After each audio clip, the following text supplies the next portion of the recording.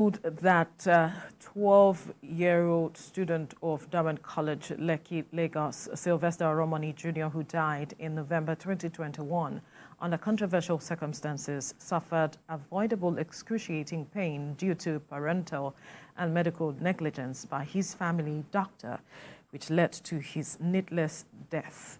The Magistrate Mikhail Kadiri, sitting at the Samuel Ilorin Courthouse, Ogba, Lagos, on Monday, revealed this while delivering his findings, which lasted for more than 6 hours. TVC News correspondent Kemi Fola Adeyemo has details. 32 witnesses in all testified in the coroner's inquest, tasked with unraveling the true cause of Master Oromoni's death. Sitting commenced in January 2022. Among the evidence the coroner relied on included the findings of 2 autopsies conducted on the deceased at the Central Hospital, Warri Delta State, with only the family present, and at the Lagos State University Teaching Hospital, where about 10 pathologists representing various parties, the Lagos State government and Dowen College took part in. They all agreed that death was caused by septicemia, a life-threatening health condition caused by a patient's bodily response to an infection. No evidence of blunt force trauma was detected. The findings in the esophagus and stomach were not also compatible with chemical intoxication, and so death was ruled as natural. I must tell you, as a father, the verdict does not represent the true proceeding of the courts. In due course, particularly based on what the father of the deceased has said in time past, that even if it takes him 30 years to pursue this case, he's going to pursue until he gets justice for the late son. The coroner also agreed with the report from the second autopsy headed by the consultant pathologist at LASUTH, Sunday Shriemi, that the sepsis could have been treated with massive doses of intravenous antibiotics and intravenous fluid, as well as blood transfusion, but which were never done. Sylvester was said to have sustained an injury on his ankle around November the 20th, 2021. Following first aid treatment, the school contacted his parents to come and pick him up for further care. A guardian was sent to the school who took him for an x-ray where no fracture was detected. Despite being in pain, he wasn't taken to a hospital in Lagos until days later when he was moved to his base in Warri and treated at home by the family doctor, Henry Aghogho. Over 900 pages of record of proceedings, and he has produced the truth in line with logic, in line with science. We believe the judgment is consistent with the evidence that were presented by the witnesses. So we are very much satisfied, and we are happy that these accused students have finally been vindicated. The coroner also broke down in tears several times while reading his findings and even rose at a point to comport himself, saying the case was touching but needed objectivity. He exonerated the school of negligence and the 5 senior students accused of bullying the deceased and administering a poisonous substance on him, saying they gave clear and consistent evidence and that they were victims of their past actions. Well, joining us for this conversation is lawyer and public affairs analyst Jide Ologun, who is also a chief superintendent of police. Thank you for joining us. You're welcome. It's my pleasure. Now, there's been divergent reaction to the coroner's, report at the end of the day, and one of it that one would want to pick at this point is that of senior advocate Femi Falana, who said that it is curious that the coroner ignored the evidence of the government pathologist that talking about the black substance that was found in the stomach of the deceased, which was not subjected to toxicological examination. I wonder how you want to place his statement side by side, what you're hearing from the coroner's report. Firstly, let me again express condolence to the family. I feel strongly concerned. It's highly emotional.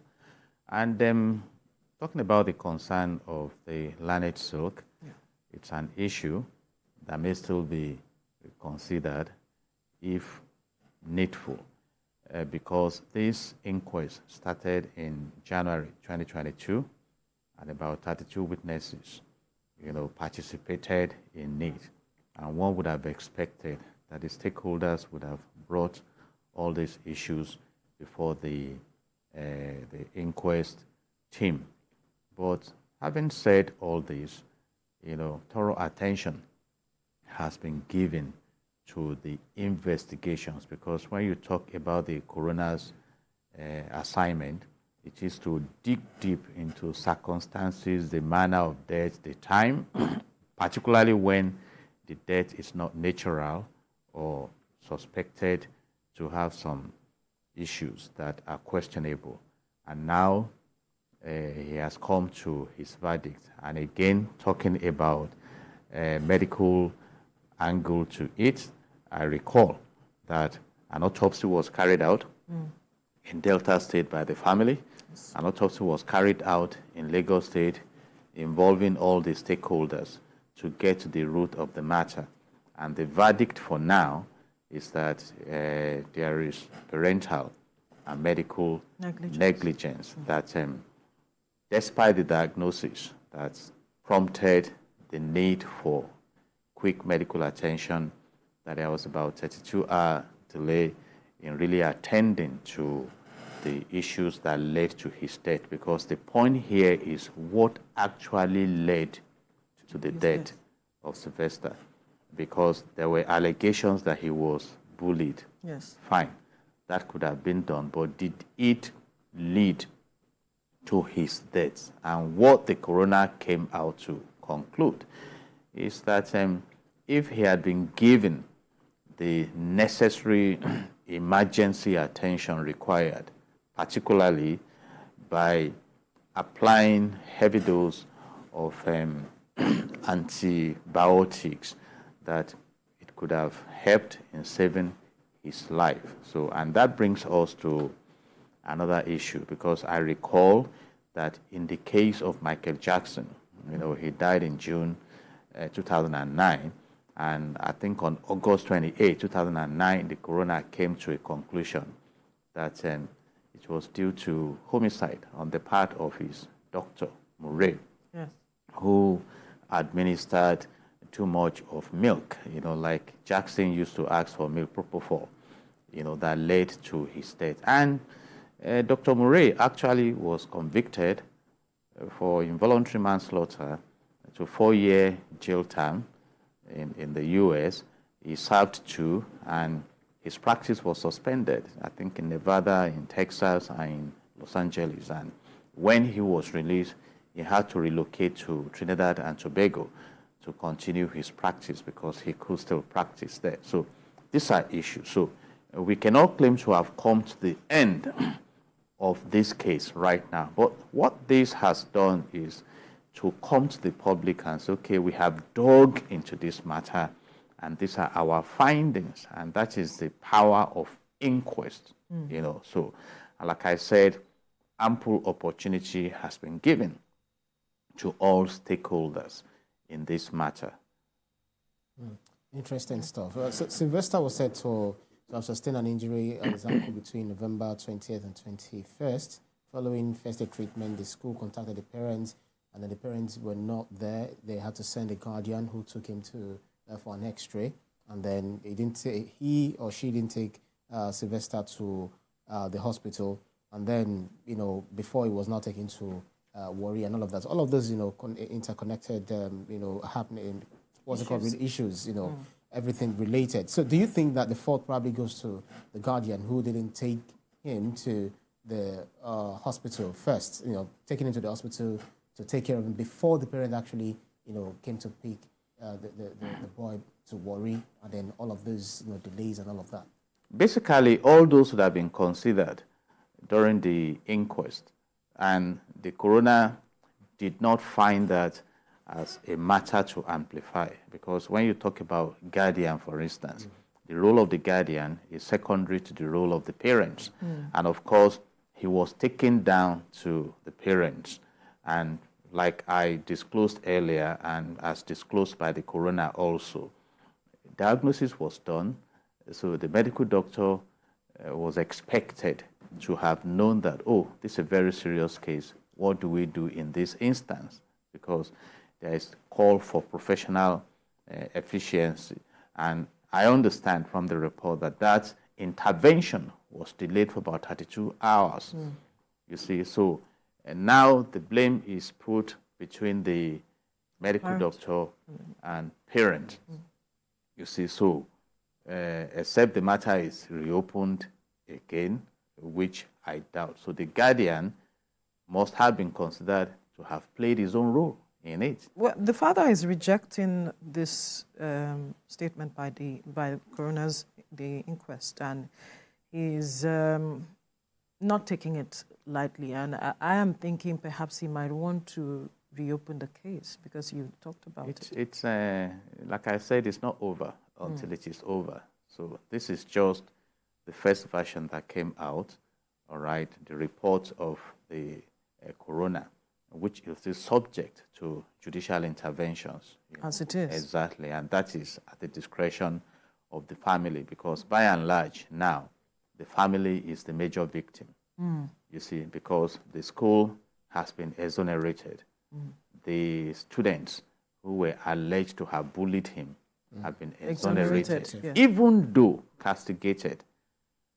That they need, students should be of high moral standard while relating with one another.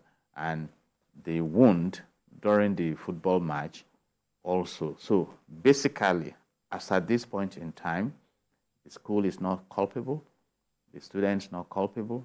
So the parents and the medical doctor are the ones that may be prosecuted, let me put it that way, you see.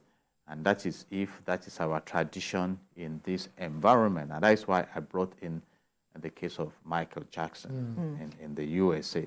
And so right now, the parents still have the liberty to say, we do not agree with your inquest, and then we also monitor. Like I mentioned earlier too, this started in January 2022, this is 2024. So you can imagine that about 32 witnesses were brought in to give their own narratives in the process of this the father investigation. is still pointing accusing fingers at the school, saying that they are supposed to be the first responders to dealing with whatever challenges health-wise his son had, and that they did not give him all the attention that was needed for him to be stabilized to a certain level before perhaps his guardian came for him and all of it, and that the issues were not addressed properly. I am just wondering how this case can be handled in such a way, because a lot of persons are still angry, especially with the school, that the case of bullying, like you mentioned, and the school being exonerated shouldn't be a matter that should be swept under the carpet. Yes, he can press a case on that. Like I said, nothing forecloses the fact that he can still seek judicial intervention against the school. And of course, if the matter is escalated to that level, the findings of the coroner will also be relevant in guiding the Will court. the report by the government hospitals where black substances were found in his system, will they also be relevant at that point? Absolutely. And by virtue of Section 131 of the Evidence Act 2011 of Nigeria, if you are bringing those facts before the court, the burden of proof is on you to establish why you should get a relief. So it's still what you have to prove before the court. But these are, exhibits and evidences, and the witnesses are still there. And some of them, if not all, can still be accommodated by the court if the family decides to press further, basically. But then, if it's the criminal angle, then you are talking of prosecution and then the defense. So if the government also decides to press a criminal case against those who have been found culpable now, then you realize that the parents and the doctor will be defending. We call them defendants under the new criminal justice dispensation. So you really need to sit down and weigh the expectations and the logistics of the judicial journey before embarking on it. But like I said earlier, it's really, really painful to me that the young man is gone already. So all these are just to get to the root and for stakeholders to learn. I mean, without doubt, schools are expected to put in their maximum attention for students. But again, just like the tiny letters you have in insurance contracts, they also have some terms and conditions. For instance, some schools may tell you that as soon as possible, we phone you parents and then please, we've taken the child to the sick bay. Please come and take over from this point. And if there are medical reports, you pass it. And from the evidence given so far, that he was taken to the parents eventually by the guardian, and the medical doctor, the family doctor, moved in to manage the case, not the school doctor. So it's neither here nor there. But then if the choice is embarking on further judicial intervention, then you must be ready to establish. Yeah, in all of this, remember when the issue happened, Nigerians, everyone reacted, a lot of misinformation, allegations, even some people concluded in their mind that, so person must be guilty or must be, held accountable for what happened. How did these sentiments, impact on the cause of justice and its outcomes? And these are public relations issues. That's what you call perception. I cannot impose my perception on your perception. And in jurisprudence, that's what we call inarticulate major premises that define your bias. So you can, it's just like when football clubs are playing and their fans far away in Nigeria are fighting, beating each other. It does not in any way affect the football match going on there. It's either your team wins or loses. And of course, many of us are familiar with media interventions where a case is already concluded in the media. But what we advise, and that is my personal approach to issues, which helps me manage stress effectively, that you have to sit back and be patient as the matters unfold, And we have a very good precedent here, which is the last general elections in Nigeria. It was very hot during the judicial interventions and everything. And we can still recall how the presidential tribunal read the verdict for about 13 hours. In fact, some lawyers fell asleep during the procedure. So these are issues. But it's natural with human beings to spring up and position their perception when issues like that happen. And again, in public relations, that's what we call a crisis management. We have the proactive and the reactive. So stakeholders have a lot to learn here. And I think that schools also should have learned, not just Dowen College, but other schools, that in case this happens, what do we do? And these are serious issues. But then, structurally speaking, we have the coroner. We have the medical team that can handle the autopsy.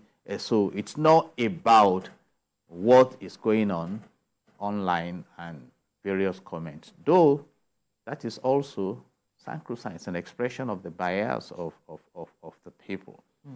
But until you come to the conclusion of investigation, that is the power of investigation.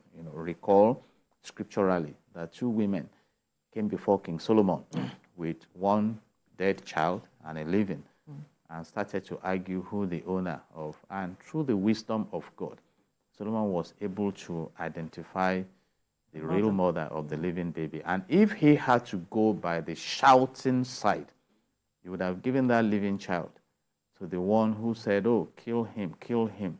You see, so, and that is why when you talk about professionalism, it entails a lot.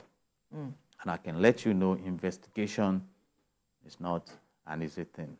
We have forensic engagements, we have different kinds of elements that must come in. And I believe that in this case, hopefully, that the principle of fair hearing has been given.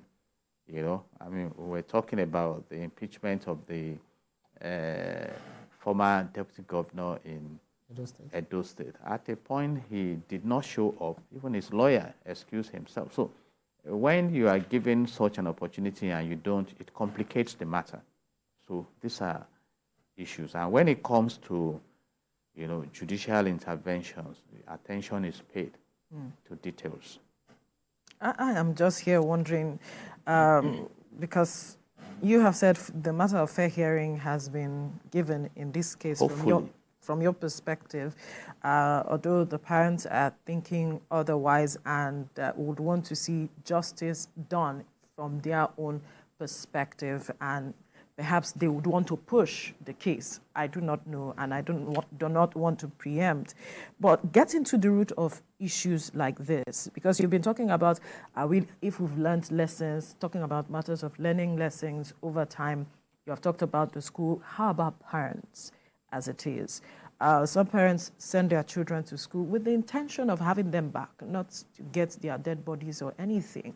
What are the lessons for parents, and how do they manage issues like this at the end of the day? You know, I pray God we preserve our children, but it's also a tough situation. From the report that came out, I'm not sure the parents are domiciled in Lagos. Yes. You see, so you find that distance. And thank God, good enough, the guardian could take the pain of.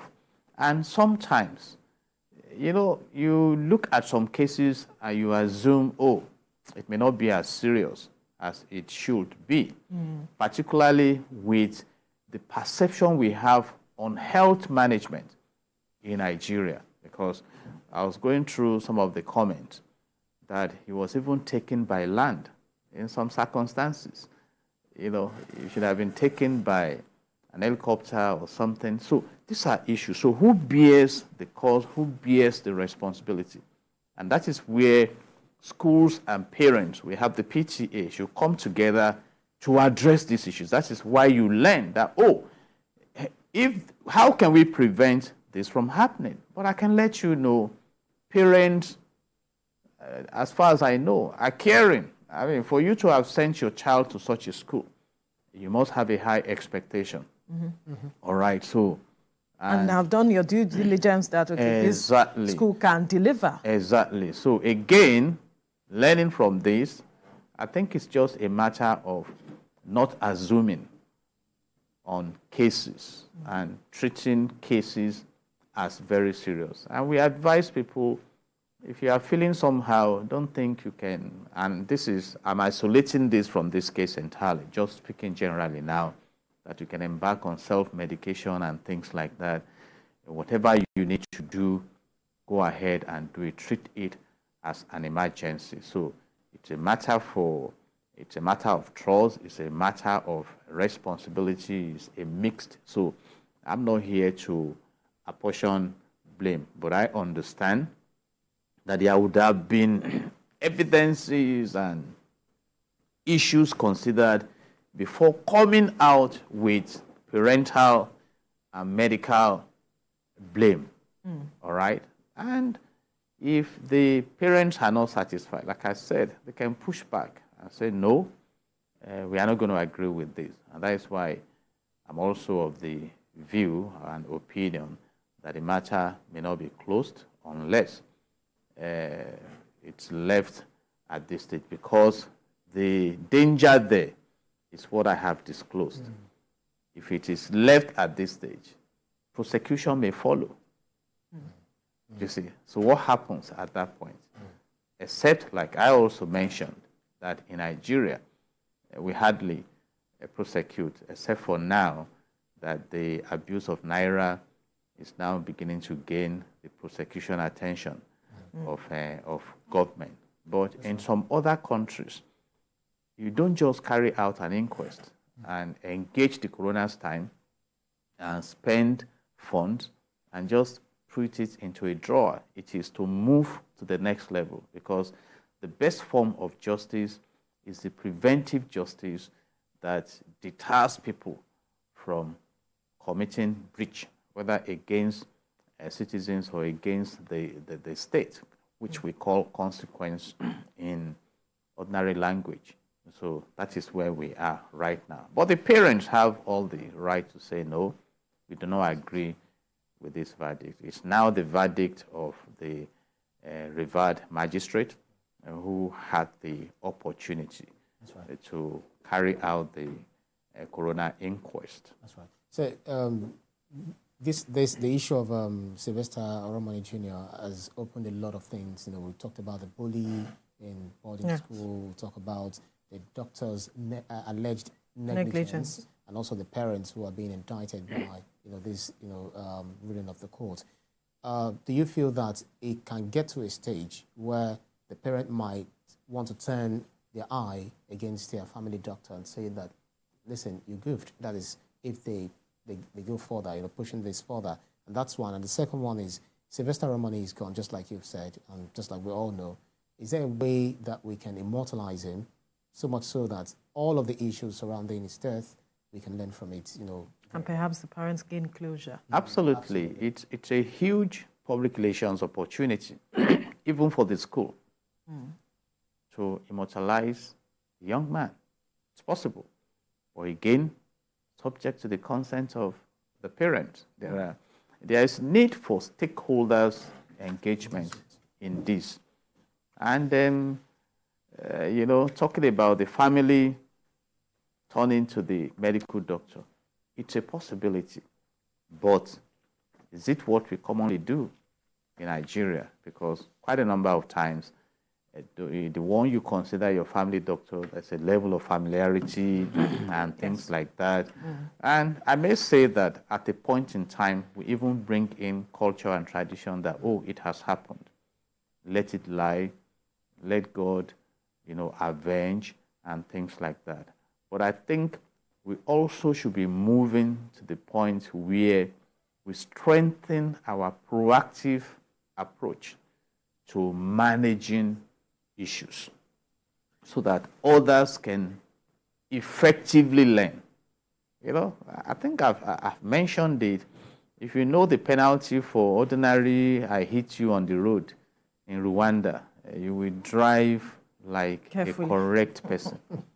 You see, but in a case where a vehicle can hit you in Lagos from behind and slap you and destroy your windscreen and nothing happens, then we just want to open the space to dog eats dog. And so there are several issues involved in this. But we even thank God that the first level of conclusions are out and issues have been raised. The issue of bullying is another thing entirely in schools that we must look at. Because when you talk about banditry in the future, it may start from bullying in schools, you see, by extension. So there are several issues. And that need to be looked into. Exactly. But once again, my deep condolence to that family. As a father, I know how tough it is. Absolutely.